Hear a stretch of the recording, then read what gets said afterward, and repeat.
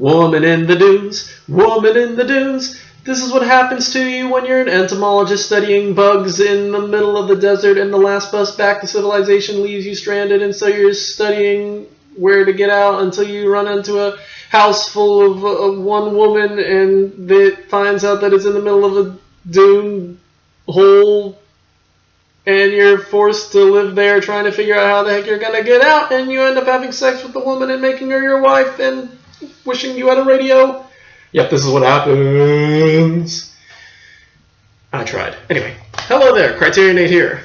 Number 392B, part 2 in our study of Hiroshi Teshigahara and his work, part 2 in the 3-film set. Number 394, Woman in the Dunes. 1964, 147 minutes, black and white, binaural Japanese.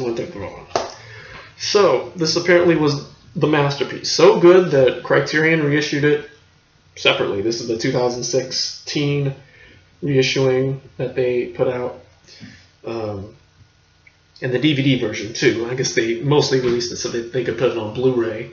But, you know, when they did it, they realized, oh, you got to put it back out on DVD as well. So, anyway, definitely nowhere near as weird as Pitfall. Pitfall was weird, but this movie is a little more straightforward, but still kind of just kind of eerie, very very strange, very very spooky, if you will. As you can guess from my extremely long song, my extended remix of the introduction, this entomologist, his name is Junpei, is studying bugs out in the desert, and I guess he's on a trip. And the bus that is going to take him back to civilization leaves him, and he ends up missing it. And so he's exploring the desert, and he comes across this little hut with this woman living in it. And she is living in the middle of like this dune, I guess like a dune hole. And the villagers who are living, like, who just so happen to, he asked one of the villagers, oh, where can I, stay? And so he says, oh yeah, there's this woman living down there. And so they help him down with the rope ladder. And then, he spends the night with her, and she's a little off. She feels like, you can kind of tell that something's off with this woman. So anyway, in the morning he wants to leave, and he finds out that he's actually trapped down there. The woman is trapped there too. The villagers who led him down won't let him up and force him to basically dig sand for them. And so Junpei ends up trying to come up with these different ways to get out, to no avail, and eventually he ends up falling for the woman, and they end up becoming lovers. And while he's there, at the same time still trying to get out, and he sort of at one point he ends up resigning himself to his fate and enjoying himself while still every so often trying to get free. And eventually toward the end, he tries to make a bargain with he ends up, because he's had too much, he has had too much of the isolation, so he begs the villagers to let him go up for just a short while to let him see the sea, and they apparently don't let him, unless they'll only let him if he'll have sex with the woman in front of them.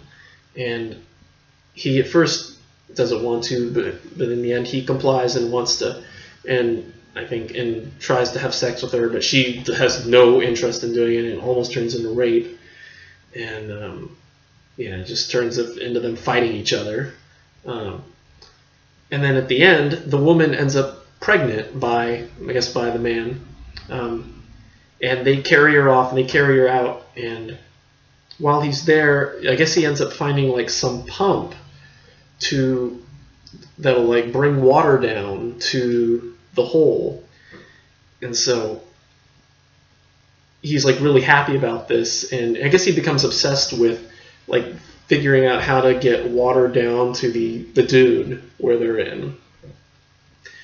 And he ends up, and once he figures it out, he ends up finding this little pit of water buried in the sand, and he ends up building something, and to the point where the villagers are off, the villagers are gone, and so he has a chance to escape, but he ends up staying there.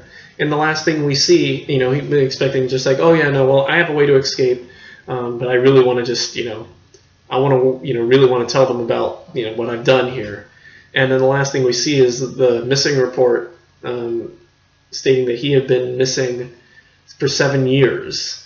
He just decided to stay there because I guess nobody ever came back for him. So he just stayed there and probably died. Isn't that a fantastic story? Just being out in the desert just drive you crazy. Just make you go insane. Make you have sex with strange women. Just gotta get out to that desert if you just want to lose your mind altogether, So anyway, Teshigahara did a great film. It was one of those movies that apparently he got an Academy Award nomination for Best Director for this movie, and it really kind of was one of those movies that people were talking about, I guess, over here in the United States. And, understandably, yeah, it's very, very sexy, very, very mind-bending and all that.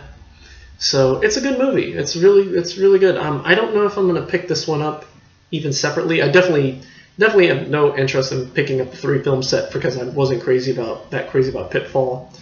Woman in the Dunes was way better, but at the same time, it's not a movie that I can see myself watching again and again and again. You know what I mean? There are those movies that I like it a lot, but it's not one that I want to watch again and again. That being said, it's a great movie.